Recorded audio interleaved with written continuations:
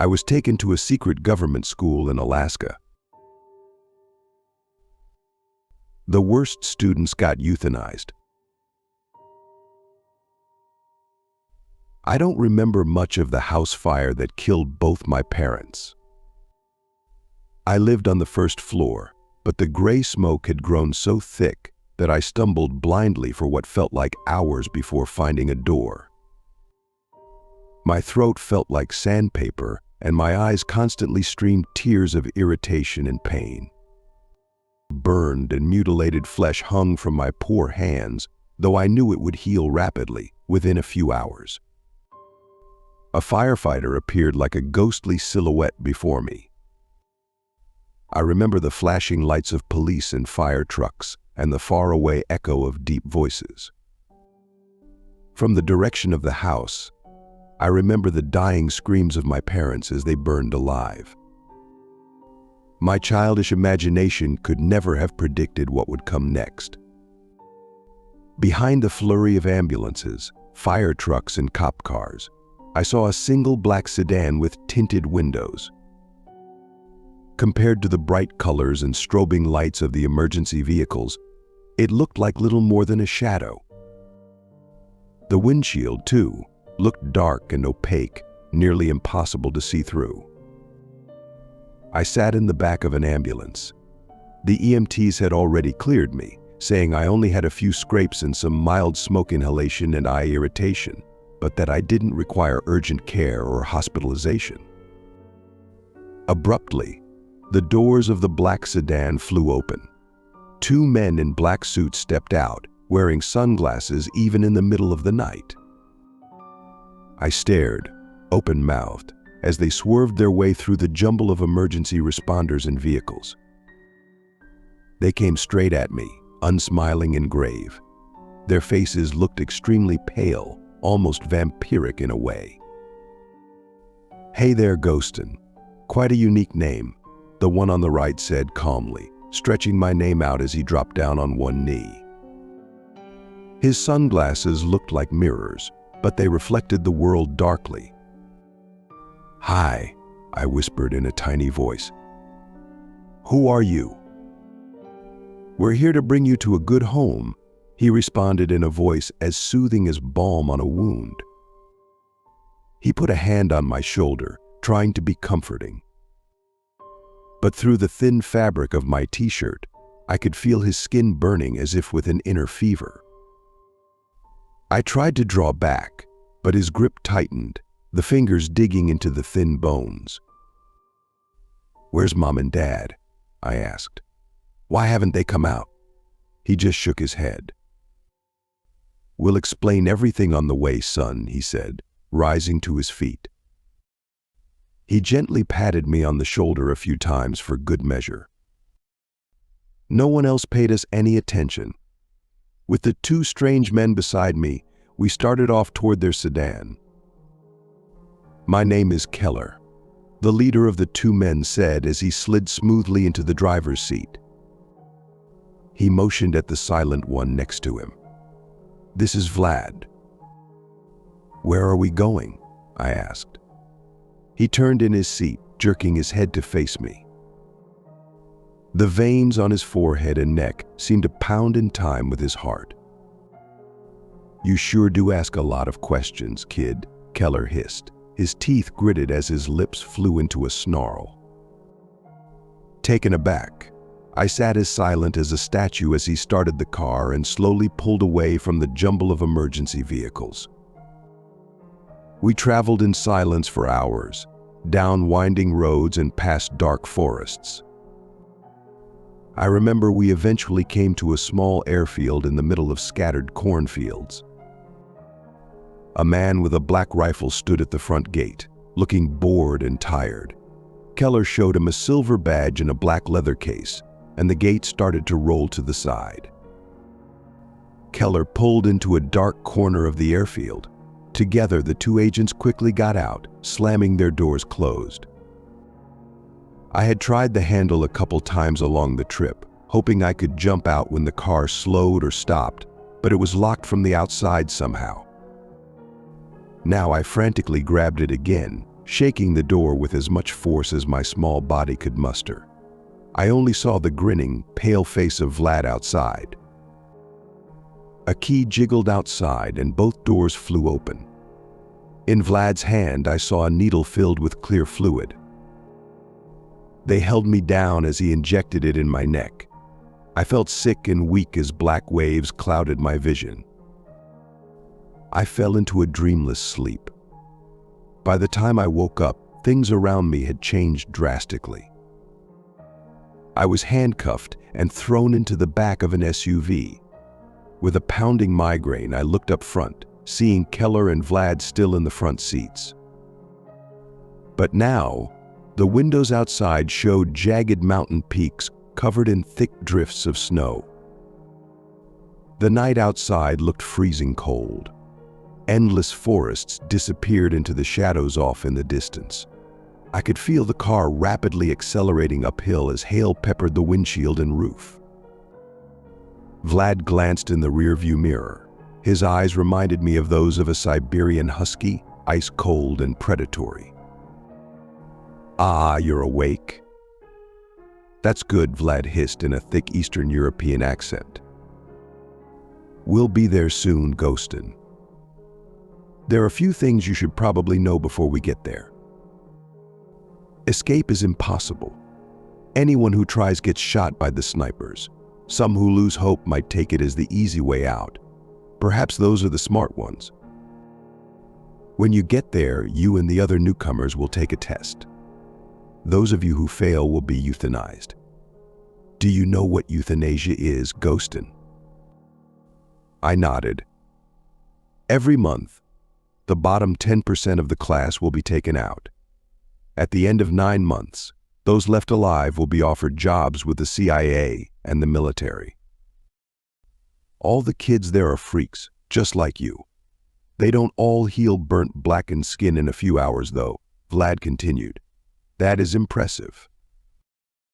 I felt a cold shudder run down my spine as I realized these men knew far more about me than seemed possible. "What else can you do, kid?" "Nothing," I muttered.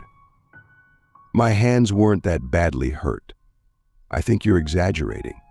My voice felt weak and small. "Uh-huh," Keller said sarcastically. "Oh, look at that. What a sight." I remember that moment like a screenshot to this day.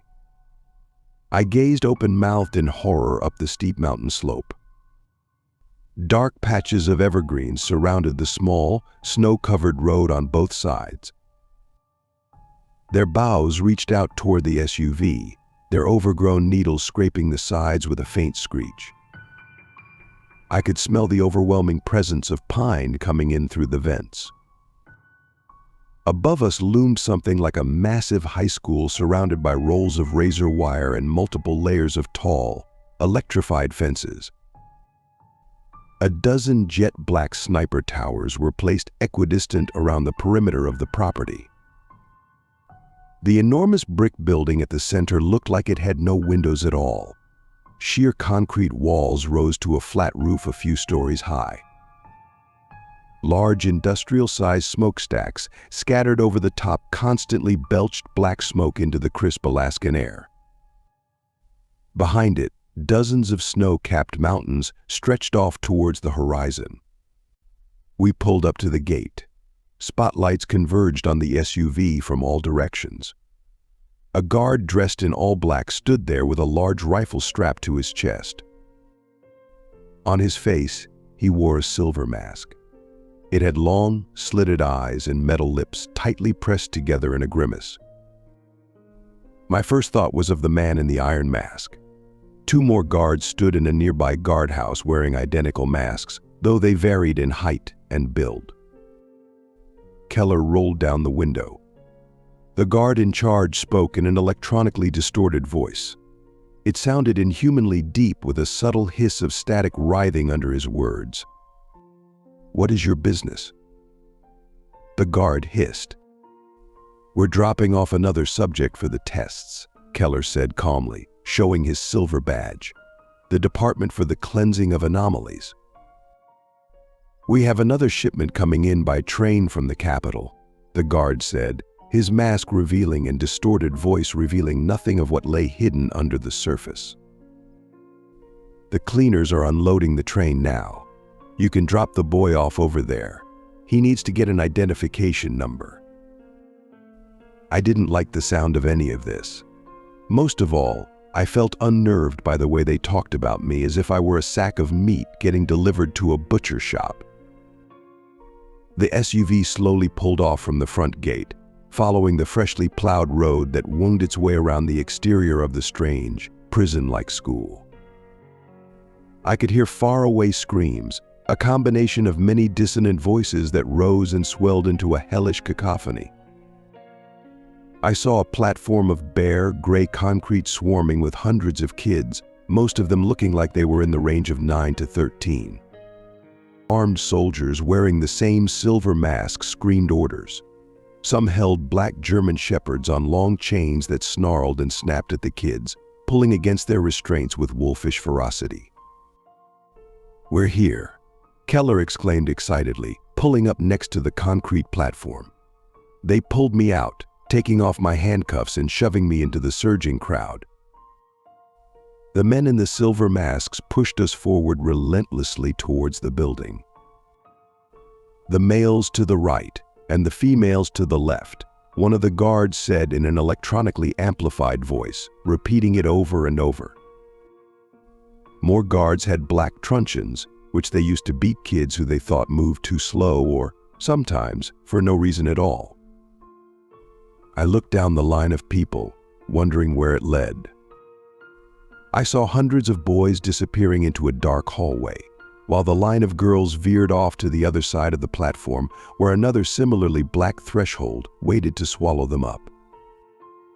"Keep moving forward," another guard said, smashing his truncheon down over and over on the backs of boys ahead of me. I heard bones cracking and panicked screams. People tried to run past the sadistic guards of this hellish place, but they timed their shots with practiced ease. I saw quite a few kids get bit by the dogs as well. Drops of fresh blood stained the ground leading forward, mixing with darker, older stains eaten into the pavement. I shivered uncontrollably in the freezing Alaskan winter, wondering if I had somehow ended up in hell. Maybe I had died in the fire along with my parents, and this was eternity. I tried to slink into the center of the crowd, letting the boys on both sides of me take the brunt of the blows, though a few glancing strikes still hit me. I felt immensely grateful when we moved into the black hallway, which at least had some heat. Bizarre slogans in gold paint lined both sides of the wall. "Welcome to Stonehall, the School of Eyes," one read. "A hurricane of souls spirals out of the chimneys, rejuvenating the planet," read another. It was almost as if a schizophrenic in a psychotic state had written their thoughts down, though they seemed to connect in any eerie way I couldn't yet understand. Next to me stood a small boy with jet black hair and a nose that looked like it had been broken and badly set. Unlike the others, he wasn't screaming or upset. He looked calm. He glanced over at me, meeting my eyes. "Hello," he said over the wailing and cries of the confused, hurt kids. "How are you?" I laughed at that. "Not very good, to tell you the truth," I answered. "I think we might die tonight." The boy shook his head once, the serenity never leaving his eyes. "No, not you and not me," he said simply. "Others, yes. But people die here all the time, after all. Like the sign said, a hurricane of souls spirals out." "How do you know we won't die?" I asked, confused. He leaned close to me. There was an odd smell around the boy, almost like ozone with a note of panicked sweat. Yet his expression reflected no perturbation in his mind. "I can see the future, sometimes," he whispered, looking around to make sure no one was listening. "Just in small doses, and it's not always right. It's like, imagine if reality was a beehive, filled with millions of cells rising above you. Those are all the possible worlds. But some paths are straighter heading upwards, and these are the more likely realities. Other paths would have to swerve and curve in insane ways, and these realities almost never come true. Well, I sure hope you're right, I said, because today is not a good day to die. I found out that the boy's name was Dean. I stayed close by his side as all of the boys were herded, one by one, into a room. After waiting for nearly half an hour, it was my turn. A guard in a silver mask took my arm and put it on top of some sort of machine that reminded me of an X-ray. A metal clamp closed around my wrist and elbow. 2 other guards watched, armed with black rifles. Suddenly, red lasers shot out, sizzling into my skin. I screamed, trying to pull away, but seconds later it was over. I looked down at my arm, seeing a number tattooed there in black copperplate, 20101. After that, we were led into a large auditorium with hundreds of velvet-lined seats facing a stage. A man in a black robe, wearing the same iron mask as all the other guards, stood there waiting, not moving in the slightest. For a moment I thought it might be a mannequin. Dean stood behind me in line. The guards screamed for us to find seats. People scrambled to the nearest open seat.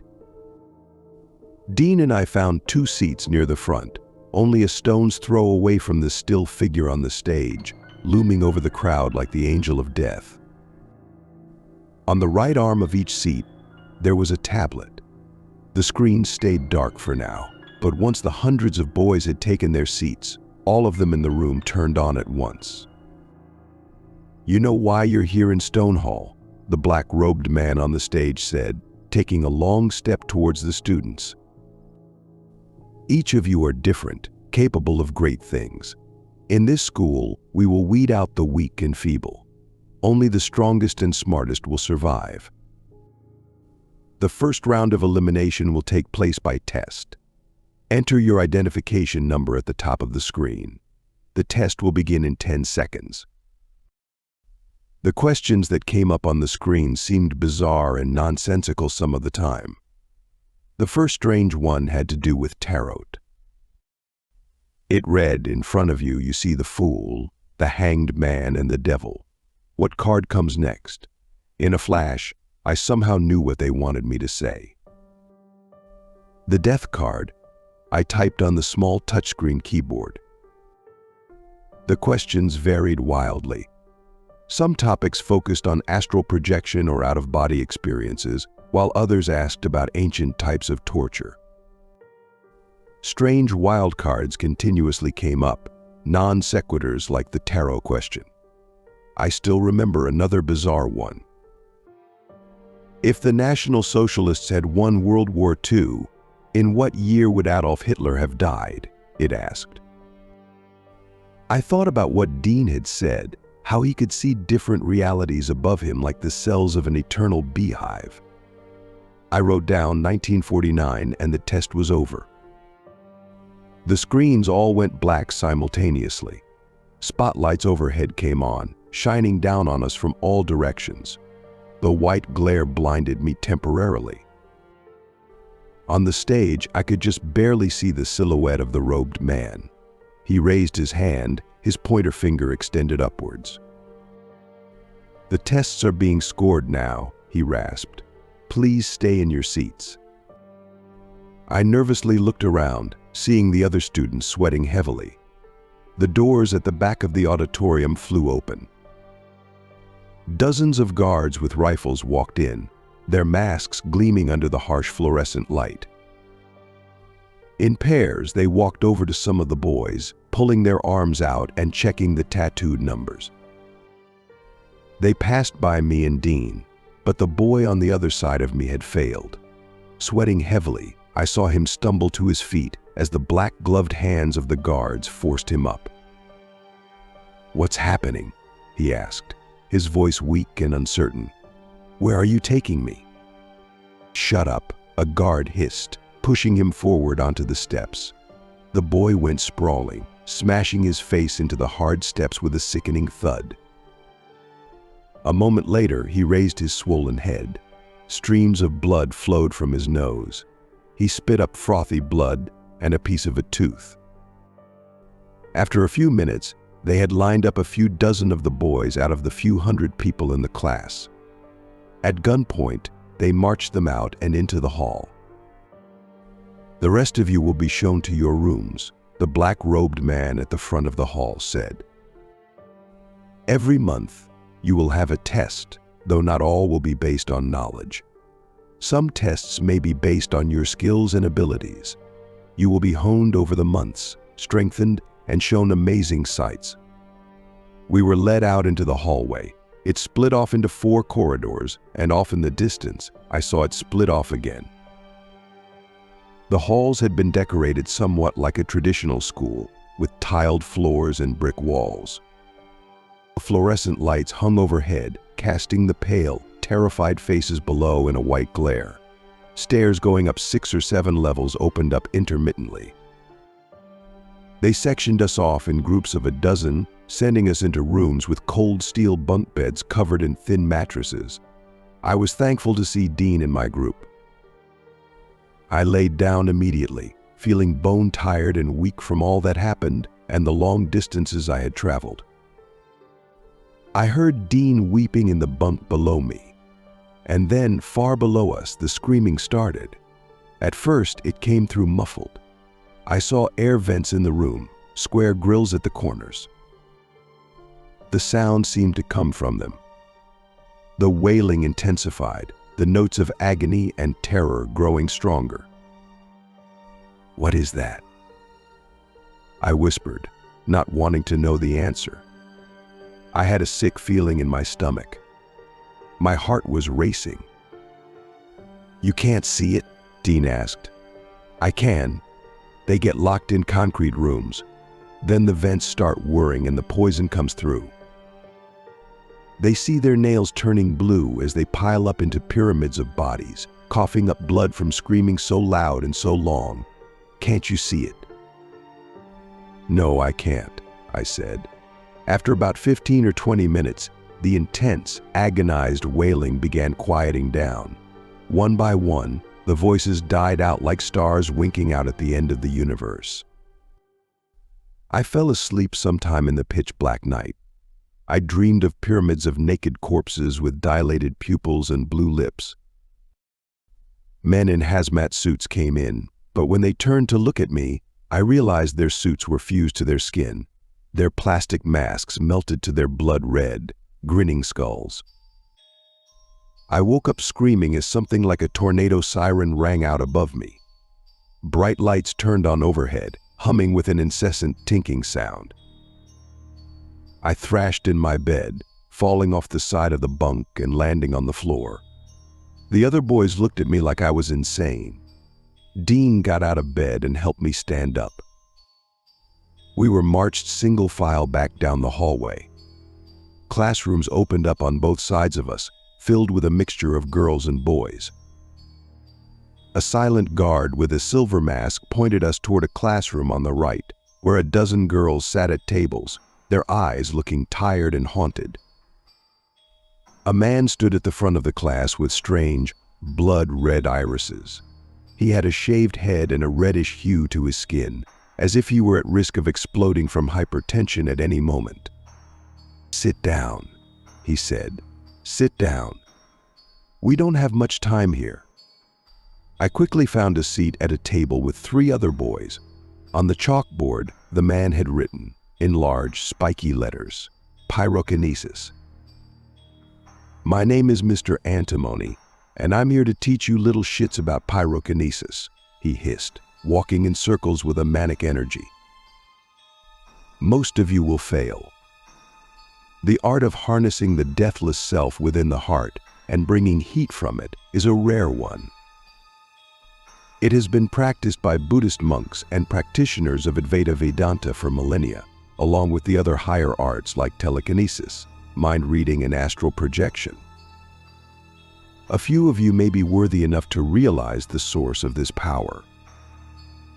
In the drawers in front of each of you, You will find a variety of objects: cotton balls, rubbing alcohol, paper, and a book titled The Art of Living Fire, written by the ancient seer Hermes Trismegistus.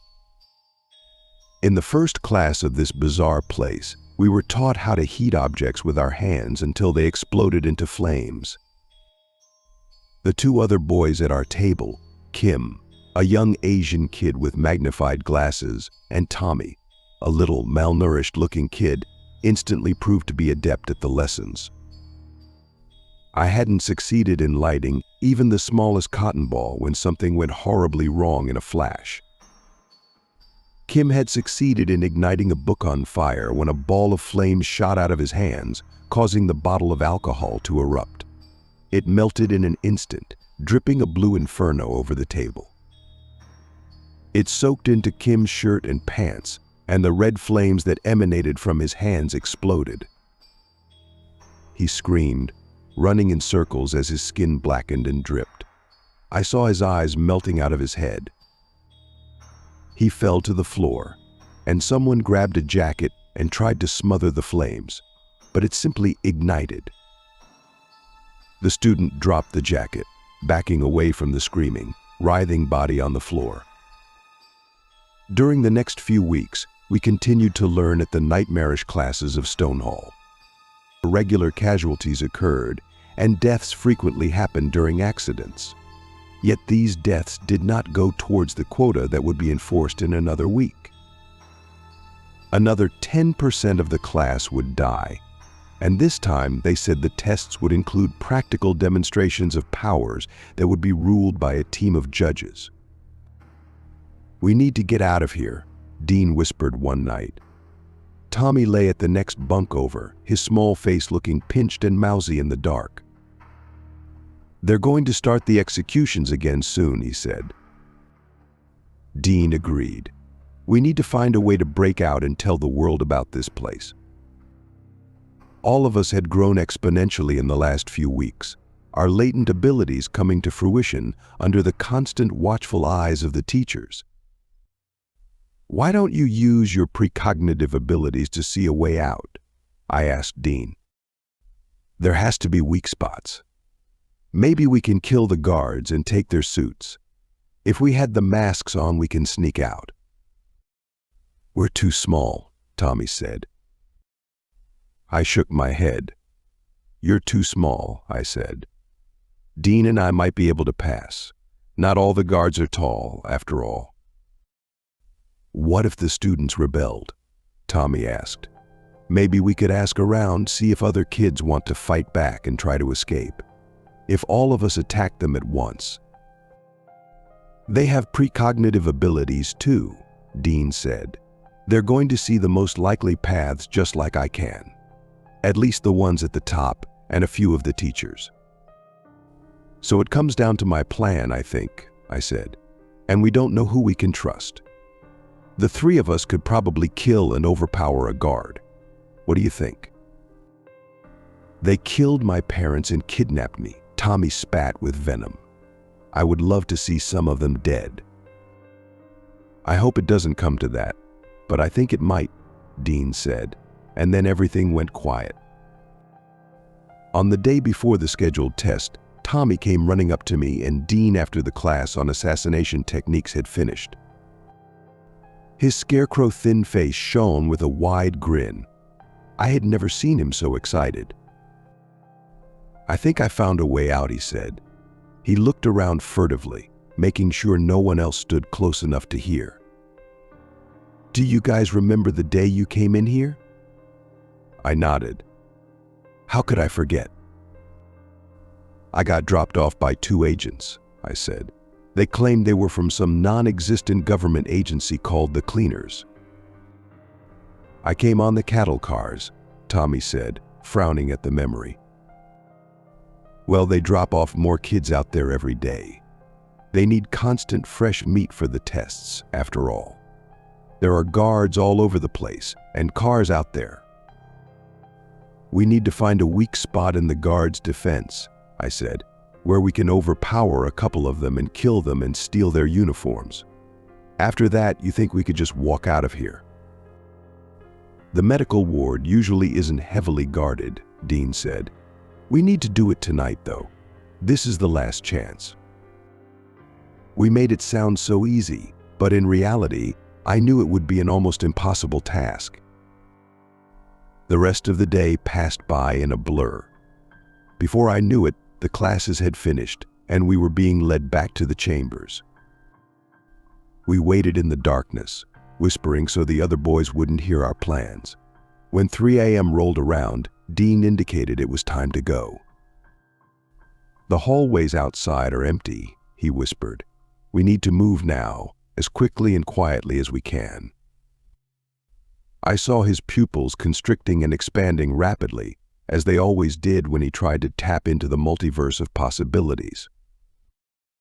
I wondered what it looked like, staring up into the beehive of realities. Despite his attempts to help me learn some precog abilities, I had failed in every attempt so far. Whether day or night, the hallways always looked the same, windowless, with every inch of them illuminated by the harsh fluorescent lights overhead. Dean led us successfully down turn after turn. I heard the guard's steps missing us by mere seconds. Afraid to even breathe too loud, we made our way towards the medical ward. "Are you guys ready?" Dean whispered. Using his abilities seemed to take a toll on him. His face looked pale and sweaty, his dilated pupils gleaming manically. "We need to fight. There are 2 guards up ahead." "Oh, damn," Tommy whispered back. "I can't believe we're doing this." "They're going to murder us if we don't." "Maybe," I said. "We have to kill them first." "Hey, stop right there." A guard exclaimed abruptly, coming around the corner. He had an automatic rifle slung around his shoulder. I froze like a deer in the headlights, staring dumbly at the guard. Luckily, Tommy went into action immediately, running at the guard before he could aim his gun. Tommy raised his small hands, causing a swirling vortex of flame to erupt from his hands. With lightning-fast reflexes, the guard grabbed his rifle as Tommy's hands wrapped around his bare throat. There was a flash as the rifle fired. At the same moment, the skin on the guard's neck started to drip and blacken. There was an echoing of pained screams as my ears rang. Another guard came around the corner seconds later, aiming his rifle at Dean's head.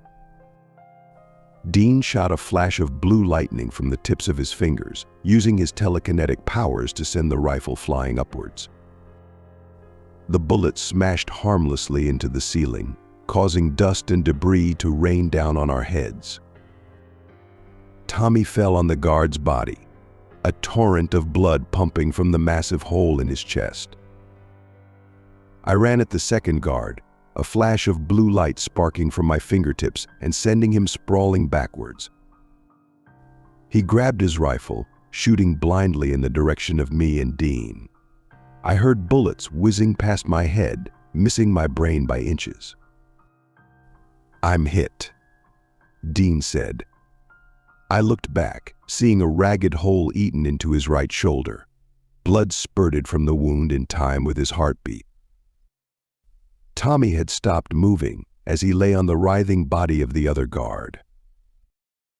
The flame spread down his body. He kicked and clenched with all of his strength, looking like a poisoned hornet twisting on the floor. I knew I was alone now.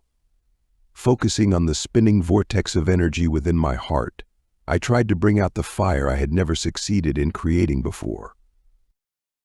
The guard lay stunned for a moment, but I knew he would rapidly recover. I leapt forward, putting my hands around his throat. I felt something freezing cold running through my blood, but when it emerged from my skin, it grew burning hot. An acrid smell like ozone and burning metal surrounded me, pouring off my feverish skin. The guard screamed as his throat melted. His gurgling grew low and distorted. I felt his windpipe collapsing under the heat and assault. Breathing heavily, I looked around, expecting to see a platoon of guards running in. Someone must have heard all the gunshots and screaming. Dean's eyes had started to roll up in his head by this point. I crawled over to him, slapping his face. "Come on, man, stay with me," I whispered. Rapidly, his lips took on a bluish cast. His paleness grew vampiric, his skin chalk white. I knew it was useless. I got up, feeling dissociated and unreal. I looked around, seeing an empty, dark room down the hall. It was one of the rooms for the medical ward, filled with unoccupied beds and equipment.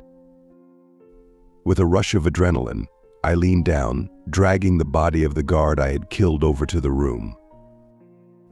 At first, his body seemed too heavy, impossibly heavy, but my telekinetic powers came rushing out. I felt drained from using my powers so much, and I hoped that soon I could rest. I rapidly stripped the guard of his military gear and silver mask. Underneath, I saw a young man, probably in his early 20s. He had a soft, childlike face. He seemed on the border of life and death as his gurgling breaths came slower and shallower. I wondered how such cruelty could hide behind such a mundane exterior. It took me a few minutes to change, breathing heavily in the dark. The gear all felt far too large on me, especially the boots. I saw a nearby medical closet with linen, slip-proof socks, and hospital gowns. I put on pair after socks until I could walk in the black boots.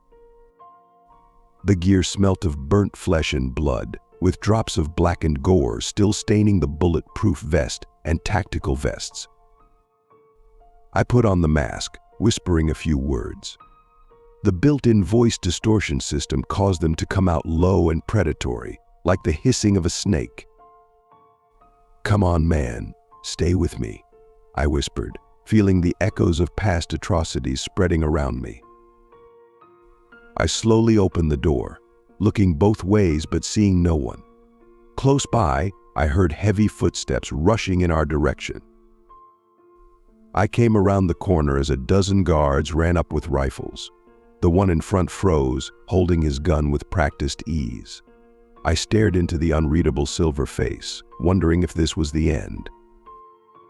"I found 2 boys dead," I said. "Some guards, too."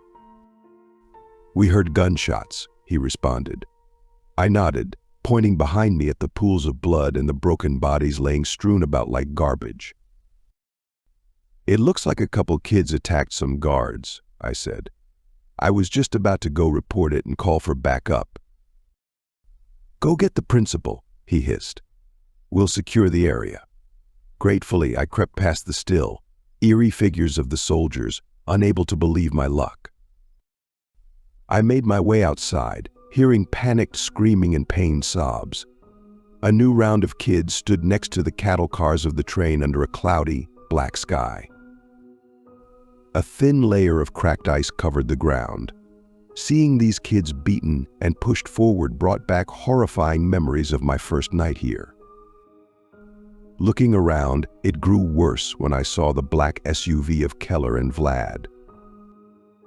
It stood empty, the engine running. In the line of kids, I glimpsed their 2 pale faces dragging 2 girls toward the hallway.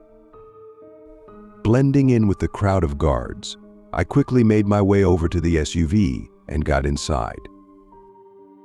Without hesitation, I put it in drive and slowly started pulling away. No one had noticed anything yet in the chaos of the moment. In the parking lot, I saw dozens of other similar cars used by Stonehall for trafficking kids. I hoped I could blend in and get out before anyone raised the alarm. I pulled slowly up to the main gate, my heart twitching like a trapped rabbit. The iron mask of the guard revealed nothing as I rolled down the window. He held his rifle tightly in his hands. Through the eye holes, I saw 2 red irises staring out.